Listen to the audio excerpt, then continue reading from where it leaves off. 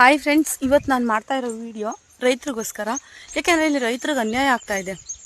ಈ ಹತ್ತಿ ಬೀಜದ ಫ್ಲಾಟ್ನವರು, ಹತ್ತಿ ಬೀಜದ ಕಂಪ್ನಿಯವರು ರಾಶಿ ಮತ್ತು ಸ್ವೀಕರ್, ನಾನು ಹಾಕಿರೋದು ಸ್ವೀಕರ್ 3 ಎಕರೆಗೆ ಸ್ವೀಕರ್ ಬೀಜ ಹಾಕಿದ್ದೀನಿ.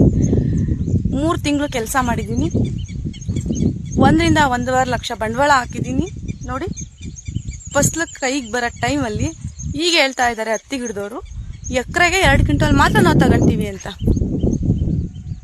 ಎಷ್ಟು ಸರಿ? 1 ಎಕರೆಗೆ ಕನಿಷ್ಠ ಅಂದ್ರೂ 5 ರಿಂದ 6 ಕ್ವಿಂಟಲ್ ಬೀಜ ಆಗುತ್ತೆ. ಮಿಕ್ಕಿದ ಬೀಜ ಏನು ಮಾಡ್ಬೇಕು ಸರ್? ನಾವು ತಿನ್ನೋಕ್ಕಾಗುತ್ತಾ? ಅದೇನು ಅಕ್ಕಿ ರಾಗಿನ ನಾವೇ ಮಾಡ್ಕೊಂಡು ತಿನ್ನೋಣ ಅನ್ನೋಕ್ಕೆ? ನೀವು ಬೀಜ ಕೊಡೋ ಟೈಮಲ್ಲಿ ಹೇಳ್ಬೋದಿತ್ತಲ್ವ, ನಮ್ಮ ಕಂಪ್ನಿ ಲಾಸ್ ಆಗಿದೆ, ನಾವು ಬೀಜ ಕೊಡಲ್ಲ ಅಂತ. ನಾವೇನು ಬಲವಂತ ಮಾಡಿರಲಿಲ್ವಲ್ಲ ನಿಮಗೆ. ಈ ಟೈಮಲ್ಲಿ ಬೆಳೆ ಕೈಗೆ ಬರೋ ಟೈಮಲ್ಲಿ 2 ಕ್ವಿಂಟಲ್ ಮಾತ್ರ ತಗೊಂತೀವಿ ಅಂತ ಹೇಳ್ತಾ ಇದ್ದೀರಲ್ಲ, ರೈತರು ಹೊಟ್ಟೆ ಮೇಲೆ ಯಾಕೆ ಹೊಡಿತೀರಾ? ಅದ್ರ ಬದಲು ಒಂದು ತೊಟ್ಟು ವಿಷ ಕೊಡಿ. ನೆಮ್ಮದಿಯಾಗಿ ಸಾಯ್ತಾರೆ ರೈತರು. ಎಷ್ಟೋ ಜನ ಅಲ್ಲಿ ಇಲ್ಲಿ ವಿಷ ಕೊಡಿಸ್ ಸಾಯ್ತಾರೆ. ನೀವು ಮಾಡಿರೋ ಕೆಲಸಕ್ಕೆ ಸಾಯಲೇಬೇಕು.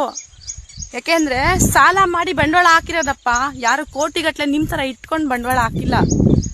ಚಿನ್ನನೋ ಇಲ್ಲ ಅವ್ರ ಮನೆಗೆ ಬಡ್ಡಿಗೆ ದುಡ್ಡು ತಂದು ಬಂಡವಾಳ ಹಾಕಿರೋದು. ಅರ್ಥ ಮಾಡ್ಕೊಳ್ಳಿ.